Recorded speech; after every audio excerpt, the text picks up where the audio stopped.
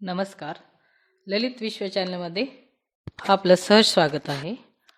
आज आपण शिकणार आहोत इयत्ता 8वी या वर्गातील इतिहास हा विषय. तर इतिहास हा विषय यामधला पहिला पाठ आहे इतिहासाची साधने. तर इतिहासाची साधने कोणती आहेत काय नाही याबद्दलची माहिती आपल्याला या पाठात शिकायची आहे. तर चला आपण पाहू इयत्ता 8वी या वर्गाचा इतिहास आणि इतिहासाचा पहिला पाठ इतिहासाची साधने. प्राचीन व मध्ययुगीन भारताच्या इतिहासाच्या साधनाचा अभ्यास आपण केलेला आहे. यावर्षी आपण आधुनिक भारताच्या इतिहासाच्या साधनाचा अभ्यास करणार आहोत. इतिहासाच्या साधनामध्ये भौतिक, लिखित आणि मौखिक साधनाचा समावेश होतो. त्याचप्रमाणे आधुनिक तंत्रज्ञानावर आधारित दृक श्रव्य अशा साधनाचा समावेश होतो. बघा, या अगोदर म्हणजे 6वी 7वी या वर्गामध्ये आपण काय केलं की प्राचीन व मध्ययुगीन भारताच्या इतिहासाचा अभ्यास आपण केलेला आहे. आता यावर्षी आपल्याला आधुनिक भारताचा इतिहास कसा होता त्या आधुनिक भारताच्या इतिहासाच्या अभ्यासामध्ये अभ्यास करणार आहोत. आणि त्याच्यामध्ये इतिहासाची साधने कशी होती, ती भौतिक होती, लिखित होती, मौखिक होती, ती कुठल्या प्रमाणाची होती, म्हणजे आधुनिक तंत्रावर आधारलेली होती, दृक होती, श्रव्य होती किंवा दृकश्रव्य अशा साधनाचा यामध्ये समावेश होतो. आता याचे काय पॉईंट कसे आहेत, आधुनिक भारताच्या इतिहासाची साधने कोणती, याच्या महत्त्वाच्या मुद्द्यामध्ये सांगते. पहिला मुद्दा मी की आधुनिक भारताच्या इतिहासाची साधने यामध्ये आहे भौतिक साधने, लिखित साधने, दृक श्रव्य साधने, मौखिक साधने. ही जी 4 आहेत ती आधुनिक भारताच्या इतिहासाची साधने आहेत. यात आता दुसऱ्यांदा आपण पाहणार आहोत भौतिक साधने कोणती आहेत, याची आपण माहिती घेऊ. तर बघा, इतिहासाच्या भौतिक साधनामध्ये विविध वस्तू, वास्तू, नाणी, पुतळे आणि पदके इत्यादी साधनाचा समावेश होतो. आता भौतिक साधने म्हणजे काय की इमारती आणि त्यांच्या वस्तू. मग हे कसे तयार झाले याची माहिती मग ही येते भौतिक साधनामध्ये. भौतिक साधने म्हणजे निसर्गाने निर्माण केलेली, म्हणजे अगोदरपासूनच आहेत पण त्याची आपल्याला माहिती नाही आहे. तर इमारती आणि वस्तू ह्या कशा तयार झाल्या बघा. आधुनिक भारताच्या इतिहासातील कालखंड हा युरोपियन विशेषतः ब्रिटिश सत्ताधीश आणि संस्थानिकाच्या राज्यकारभाराचा काळ मानला जातो. आता आधुनिक भारताच्या इतिहासाचा कालखंड कुणाचा आहे तर युरोपमध्ये जे ब्रिटिश सत्ताधीशी होते त्या सत्ताधाऱ्यांनी संस्थानिक आणि राज्यकारभार ह्या दोघांचा पण हा काळ मानला जातो. मग या काळात काय केलं त्यांनी तर या काळात त्यांनी विविध इमारती, पूल, रस्ते किंवा पाणपोया, कारंजे यासारख्या वस्तू बांधल्या गेल्या. मग त्या सरकारांनी सत्ताधारी किंवा संस्थानिकांनी ज्यांच्याकडे ही सत्ता होती त्या काळात ज्यांनी होते त्यांनी कोणकोणती इमारती बांधली तर काही इमारती बांधली, काही रस्त्याचे बांधकाम केलं, काही ठिकाणी पूल बांधलं, काही ठिकाणी पाणपोई काढली. पाणपोई म्हणजे पाण्यासाठी जागा निर्माण केली आणि तिथं सर्वांना पाणी तयार करून दिलं. मग त्या पाण्याचे काही ठिकाणी कारंजे यासारख्या वस्तू त्यांनी बांधल्या गेल्या. मग या इमारतीमध्ये प्रशासकीय कचेऱ्या, अधिकारी तसेच नेत्याची व क्रांतिकारकाची निवासस्थाने, संस्थानिकाची राजवाडे, किल्ले, तुरुंग यासारख्या इमारतीचा समावेश होतो. परत या इमारती अशा काही इमारती बांधल्या की त्या इमारतीमध्ये त्यांनी कचेऱ्या म्हणजे सरकारी अधिकाऱ्यासाठी जागा, नेत्याची जागा, क्रांतिकारकाचे निवासस्थान, संस्थानिकाचे राजवाडे, किल्ले, तुरुंग यासारख्या काही इमारतीचा त्यांनी त्यात समावेश केला होता. मग या वस्तूपासून अनेक इमारती आज सुस्थित पाहायला मिळत आहेत. काही वस्तू या राष्ट्रीय स्मारक म्हणून घोषित केलेल्या आहेत तर काही इमारती संग्रहालय उभारण्यासाठी आलेली आहेत. उदाहरणार्थ अंदमान येथील सेलूर जल. आता हे जे त्यांनी तयार केलं इमारती आणि वास्तू ते आज पण काही अस्तित्वात आहेत. तर त्याच्यातले वस्तू काही जे राष्ट्रीय स्मारक म्हणून घोषित केलेले आहेत आणि काही इमारतीमध्ये संग्रहालय उभं केलेलं आहे. आता जर उदाहरण सांगायचं झालं आपल्याला तर अंदमान येथील सेलूर हे एक जल आहे तिथं पाहण्यासारखं. भौतिक साधनामध्ये जे पॉइंट येतात इमारती व वस्तू यातला पहिला पॉइंट आहे ब्रिटिश सत्ताधीश आणि भारतीय संस्थानिक यांच्या राज्यकारभाराचा कालखंड हा आधुनिक भारताच्या इतिहासाचा कालखंड मानला जातो. दुसरा पॉइंट आहे या काळात अनेक पूल, रस्ते, पाणपोई, कारंजी याची उभारणी केली. तिसऱ्या नंबरचा पॉईंट आहे ब्रिटिशाच्या कामकाजाची कार्यालये, राजवाडे, किल्ले, तुरुंग, निवासस्थाने अशा वास्तू बांधल्या गेल्या. चौथा पॉईंट, यातील काही वस्तू आता राष्ट्रीय स्मारक म्हणून घोषित झाल्या आहेत. पाचवा, या वास्तूवरून तत्कालीन आर्थिक संपन्नता आणि वास्तू बांधणीच्या पद्धती याची माहिती मिळाली. हे जे आहेत हे भौतिक साधनाचे पॉईंट म्हणजे इमारती आणि वास्तूची झाली. आता याच्यात बघा काय, या वास्तूंना भेट दिल्यानंतर आपण तत्कालीन इतिहास, स्थापनशास्त्र, वास्तूच्या स्वरूपावरून त्यावेळची आर्थिक संपन्नता याविषयी माहिती मिळते.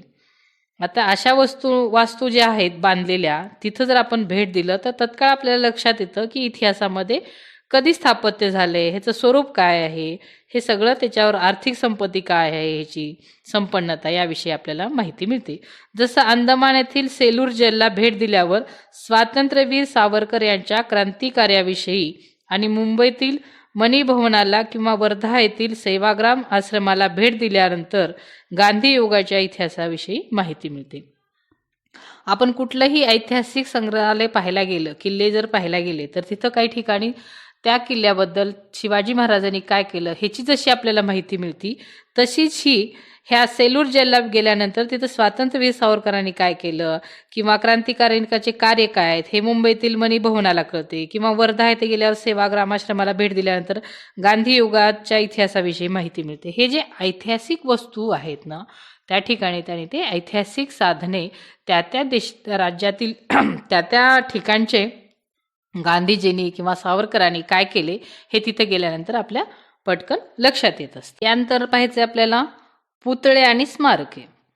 स्वातंत्र्यपूर्व स्वातंत्र्योत्तर काळात अनेक व्यक्तीची स्मारके पुतळ्याच्या रूपात उभारली गेली. जे स्वातंत्र्यपूर्वी काम केलेले आहेत, जे स्वातंत्र्यानंतर काम केलेले आहेत, अशा व्यक्तींचे स्मरणात राहण्यासाठी त्या काळामध्ये पुतळे तयार करण्यात आले. आणि हे पुतळे देखील आधुनिक भारताच्या इतिहासाच्या अभ्यासाच्या दृष्टीने महत्त्वाचे आहेत. आता हे जे पुतळे त्या काळात तयार झाले ते पण पुतळे आपल्याला या आधुनिक भारताचा इतिहास शिकत असताना आपल्याला अभ्यासासाठी फार महत्त्व. यामध्ये त्यांनी विविध पुतळ्यावरून आपणास त्या काळातील राज्यकर्ते, समाजातील प्रतिष्ठित व्यक्ती त्यांच्याविषयीची माहिती मिळते.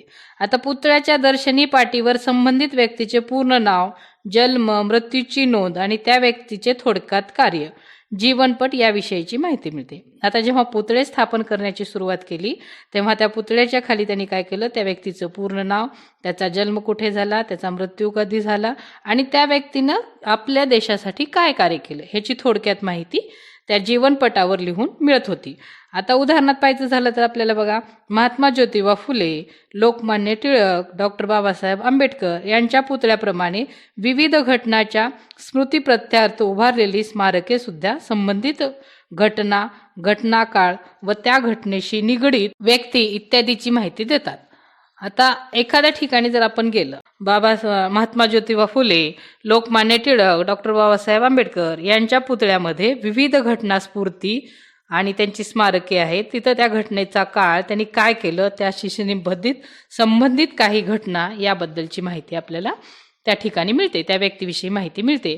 आता विविध ठिकाणी त्यांची हुतात्मे आणि स्मारके पण आहेत, तर काही ठिकाणी काय त्यांची हुतात्मे आणि स्मारक पण बांधलेली आहेत. तर पॉइंट ब मध्ये म्हणजे पुतळे आणि स्मारक ह्याच्यामध्ये काय केलं त्यांनी, पहिला पॉइंट आहे स्वातंत्र्य लढ्यात भाग घेणाऱ्या सर्व नेत्यांची पुतळे आणि स्मारके देशभर उभारी राहिली. दुसरा पॉइंट आहे या पुतळे आणि स्मारकाच्या दर्शनीय भागात त्यांनी त्यांची माहिती देणारे फलक लावले. तिसरा पॉइंट, त्यावरून इतिहासाच्या अभ्यासाला त्या नेत्याचे नाव, जन्म व मृत्यू, त्यांचा जीवनपट या सर्वांची माहिती मिळाली. चौथा पॉइंट आहे पुतळ्यावरून ती व्यक्ती कशी होती, कोणता पोशाख घालत होती, त्या काळी घातला जात असे अशी माहिती मिळत होती. आणि पाचवा आहे स्मारकावरून त्या काळातील वस्तुकला आणि वास्तूशी संबंधित घटना इत्यादीची माहिती. आता त्यावेळेस त्यांनी कोणता पोशाख घालत होता, ते कुठल्या पद्धतीचे होते, त्यांचं राहणीमान काय होतं हे पाहिलं तर आपण नव्हतो, पण हे जेव्हा इतिहासात त्यांचे पुतळे तयार केले त्यावरून ते आपल्याला लक्षात आले. आता यानंतरचा पॉइंट आहे आपल्याला, हे झालं भौतिक साधनामध्ये. आता आहे आपला ह्याच्यानंतरचा लिखित साधन. लिखित साधनामध्ये काय आहे तर लिखित साधनामध्ये आधुनिक भारताच्या इतिहासाच्या लिखित साधनामध्ये त्यांनी काही खालील बाबीचा समावेश केलेला आहे. आता त्या खालील बाबी कोणकोणत्या आहेत बघा. लिखित साधनामध्ये त्यांनी पत्रव्यवहार केला आणि नियतकाली, व्रतपत्र आणि चरित्र.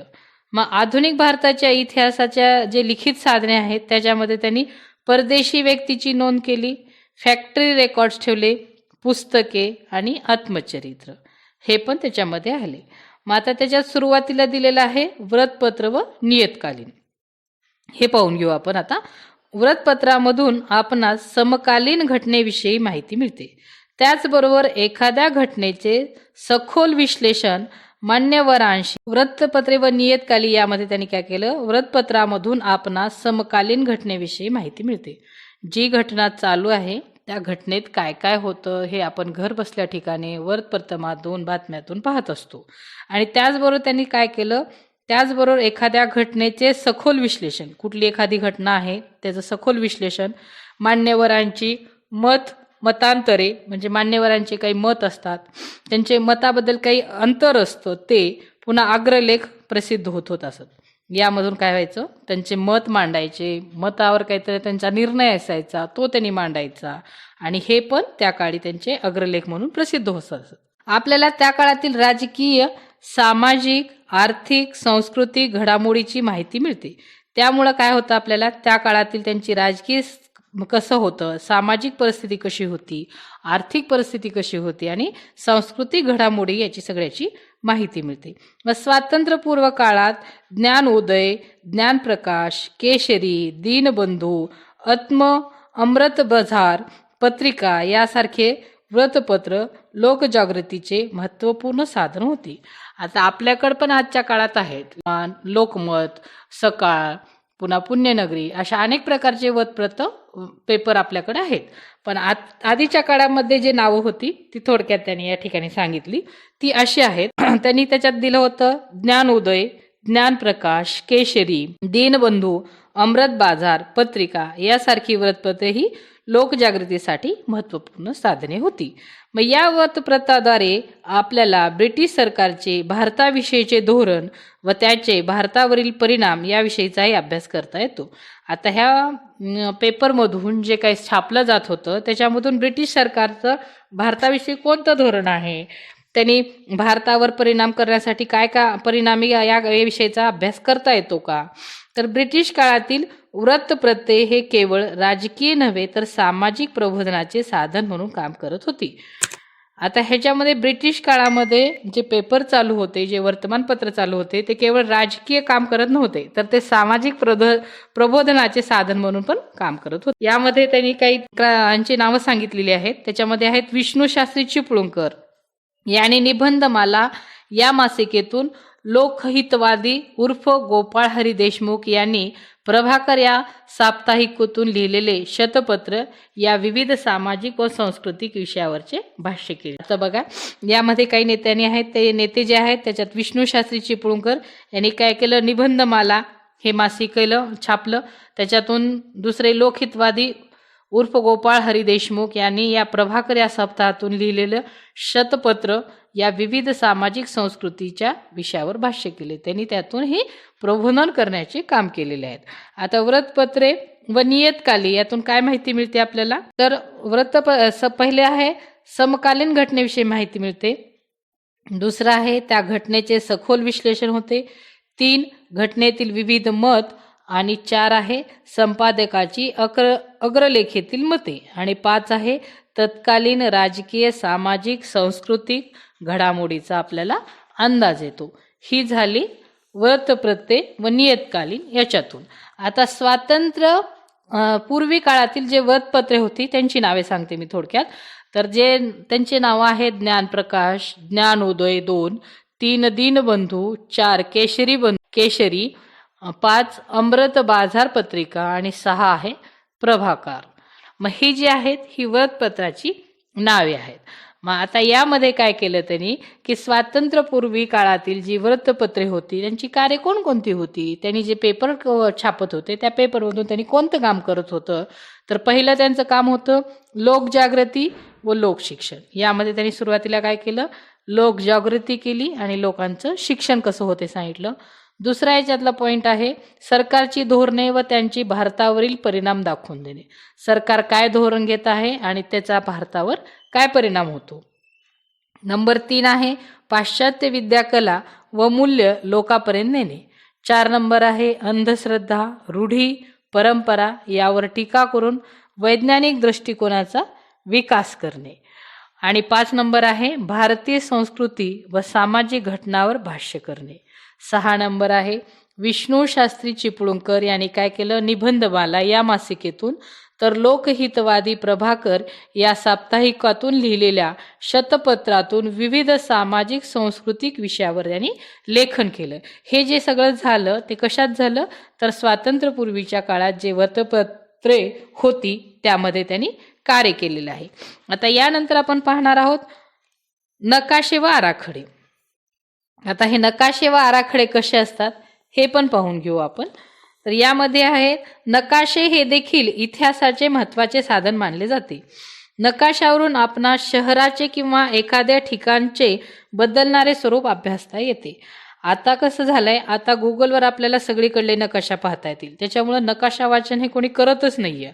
पण अगोदरच्या काळामध्ये असं गुगल त्यांनी काही मॅप नव्हतं ना, त्यामुळं त्या काळामध्ये इतिहासात नकाशे हे फार महत्त्वाचे साधन मानले जायचे आणि त्या नकाशावरून आपण त्या शहराचे किंवा एखाद्या ठिकाणचे बदलणारे स्वरूप त्यांना अभ्यास करता येत होते.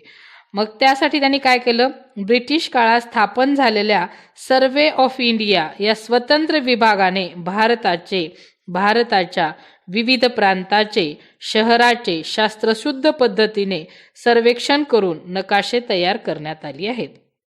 ब्रिटिश काळ जेव्हा स्थापण्यात आला तेव्हा त्यांनी सर्वे ऑफ इंडिया या स्वतंत्र विभागाचे म्हणजे भारताचे जे विभाग आहे त्याचे विविध प्रांत, त्याचे शहरे, शास्त्रशुद्ध पद्धती या सर्वांचं त्यांनी संरक्षण करून नकाशे तयार केले.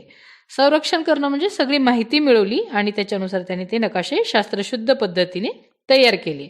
आता नकाशाप्रमाणे वास्तुविशारदांनी तयार केलेले आराखडे हे देखील इमारत स्थापत्याच्या तसेच एखाद्या भागाच्या विकासाचे टप्पे अभ्यासनाच्या दृष्टीने महत्त्वाचे ठरतात. आता जसं आपल्याला एखादी घर बांधायचं असलं तर आपण घराची दिशा ठरवतो, घराचं तोंड ठरवताना आपण दक्षिणेकडे सहसा घराचं तोंड करत नाहीये, मेनदार पूर्वेकड किंवा पश्चिमेकड असं असतं. हे जसं आपण घर बांधताना वास्तुशास्त्रीय दृष्टिकोनातून घराचा विचार करून बांधतो तसं ह्या लोकांनी पण काय केलं, नकाशावर सुद्धा वास्तुविशारदांनी तयार केलं आणि त्या आराखड्यानुसारच त्यांनी त्या इमारती स्थापण्याचा भाग तयार त्याने केला आणि एखाद्या भागाच्या विकासाचे टप्पे हे अभ्यासाच्या दृष्टीने पण खूप महत्त्वाचे ठरतात. आता उदाहरणार्थ पहा, ट्रस्ट मुंबई पार्ट ट्रस्ट या विभागाकडे मुंबई बंदराचे मूळ आराखडे आहेत. आता त्यांनी एक उदाहरण दिले, मुंबई पोर्ट ट्रस्ट या विभागाकडे काय मुंबई बंदर जे आहे, बंदर म्हणजे जिथं जहाज असते तिथं ते ठिकाण, त्या ठिकाणचे जे मूळ आराखडा आहे ते बंदर त्यांनी पुढे विकसित करताना वास्तुविशारद आणि अभियंतक यांनी केलेल्या आराखड्यानुसार आपणास मुंबईच्या नागरी विकासाची माहिती मिळू शकते. त्यांनी जे नकाशे काढले त्या नकाशाने त्या बंदराचा विकास केला आणि ते पण वास्तुविशारद होता आणि त्या अभियंत्यांनी केलेल्या आराखड्यावरून आपल्याला मुंबई नगरीचा कसा विकास झाला याची माहिती आपल्याला मिळू शकते. आता यामध्ये त्यांनी काय केलंय की त्याने जे नकाशाने आराखडे केले त्याच्यातले मी तुम्हाला महत्त्वाचे पॉईंट सांगते. पहिला पॉईंट आहे भारतातील विविध प्रांताचे आणि शहराचे शास्त्रशुद्ध पद्धतीने संरक्षण करून नकाशे तयार करण्यासाठी ब्रिटिश सरकारने सर्वे ऑफ इंडिया हा स्वतंत्र विभाग स्थापन केला. दुसरा पॉईंट आहे नकाशावरून शहराचे वा ठिकाणाची बदलते स्वरूप अभ्यासता येतात. तिसरा पॉईंट आहे वस्तूच्या आराखड्यावरून स्थापत्याच्या प्रगतीची माहिती मिळते. आणि चौथा पॉईंट आहे मुंबई पोर्ट ट्रस्ट या विभागाने तयार केलेल्या मुंबई बंदराचा मूळ आराखडे मुंबईच्या नागरी विकास जे आहे याची माहिती यामध्ये मिळते. हे झाले नकाशे व आराखडे. आता यानंतरचा पॉईंट आहे आपला मौखिक साधने. तर मी जेव्हा हा पाठ तुम्हाला शिकवला तो तुम्हाला कसा वाटला, तुम्हाला समजलं याबद्दलची मला कमेंट करा आणि माझ्या या ललित विश्व चॅनलला सबस्क्राईब करा, शेअर करा आणि असेच यासारखे आणखीन व्हिडिओ पाहण्यासाठी माझ्या या ललित विश्व चॅनलला लाईक करा, सबस्क्राईब करा. थँक्यू. धन्यवाद.